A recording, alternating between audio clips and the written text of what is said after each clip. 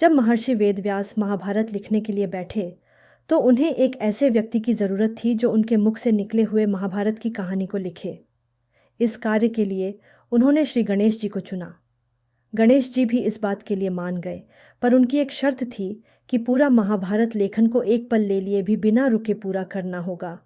गणेश जी बोले, अगर आप एक बार भी रुकेंगे तो मैं लिखना बंद कर दूंगा। महर्षि वेदव्यास ने गणेश जी की इस शर्त को मान लिया, लेकिन वेदव्यास ने गणेश जी के सामने भी एक शर्त रखा और कहा, गणेश, आप जो भी लिखोगे समझकर ही लिखोगे। गणेश जी भी उनकी शर्त मान गए। दोनों महाभारत के महाकाव्य को लिखने के लिए बैठ गए। वेदव्यास जी महाकाव्य को अपने मुंह से बोलने लगे और गणेश जी समझ समझकर जल्दी जल्दी लिखने लगे। कुछ देर लिखने के बाद अचानक से गणेश जी का कलम टूट गया। कलम महर्षि के बोलने की तेजी को संभाल ना सका। गणेश जी समझ गए कि उन्हें थोड़ा से गर्व हो गया था और उन्होंने महर्षि के शक्ति और ज्ञान को ना समझा। उसके बाद उन्होंने धीरे से अपने एक दांत को तोड़ दिया और स्याही में डुबाकर दोबारा महाभारत की कथा लिखने लगे।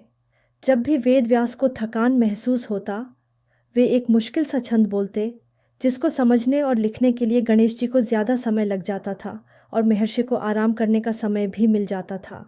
महर्षि वेदव्यास जी और गणेश जी को महाभारत लिखने में 3 वर्ष लग गए।